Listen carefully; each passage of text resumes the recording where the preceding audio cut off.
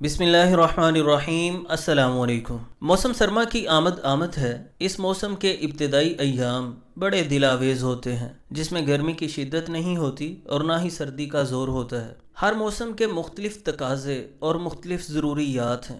ग़िज़ा, लिबास और ज़िंदगी के दीगर मामूलात में तब्दीली ज़रूरी होती है। मौसम की तब्दीली सेहत पर गहरे असरात मुरतब करती है। बूढ़े, बच्चे, क़ुव्वत मुदाफ़ियत की कमी के शिकार और ज़ोद हिस्सी में मुब्तला अफराद बदलते मौसम से काफ़ी हद तक मुतासर होते हैं। मौसम सरमा के बुरे असरात से बचने के लिए दो चीज़ों की ज़रूरत होती है।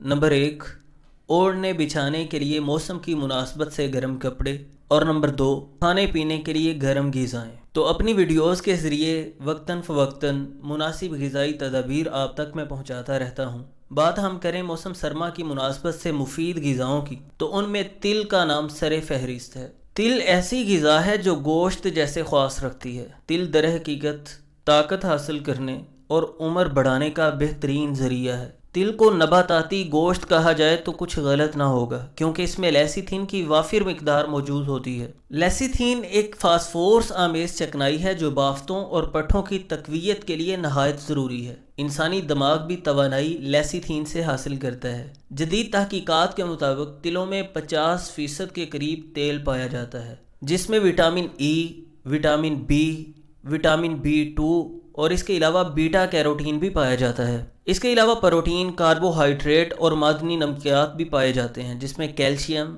मैग्नीशियम, फोलात, एलुमिनियम, तांबा, निकल और सोडियम शामिल हैं। तिल में कैल्शियम सबसे ज़्यादा पाया जाता है। कुदरत की ये छोटी सी नेमत आज के खस्ता आसाब और शिकस्तो रेख्त के अमल का शिकार इंसानों के लिए खसूसी तोहफ़ा है। ये डिप्रेशन, आसाबी, दिमागी कमज़ोरी और जिस्मानी ताकत में नहायत मुफीद है। मौसम सरमा में इस नेमत से भरपूर इस्तेफ़ादा करना चाहिए। मौसम सरमा में अमूमन बच्चे बिस्तर पर पेशाब कर देते हैं, जिससे माओं को बहुत ज़्यादा परेशानी का सामना करना पड़ता है। इसकी वजह यह होती है कि सर्दी के बायस मसाना में ज़ोफ़ पैदा हो जाता है। तो इसका बेहतरीन इलाज है तिल और गुड़ को बराबर मिकदार में मिला लें। मिसाल के तौर पर 20 ग्राम तिल, उसमें 20 ग्राम गुड़ मिलाकर रख लें और रोज़ाना सुबह 5 ग्राम पानी के साथ इस्तेमाल करवाएं। यह मसाना को ताकत देता है और बच्चों को बिस्तर पर पेशाब करने की आदत में नहायत मौसर है। खूनी बवासीर की सूरत में तिल मक्खन के साथ खाना नहायत मुफीद साबित होता है।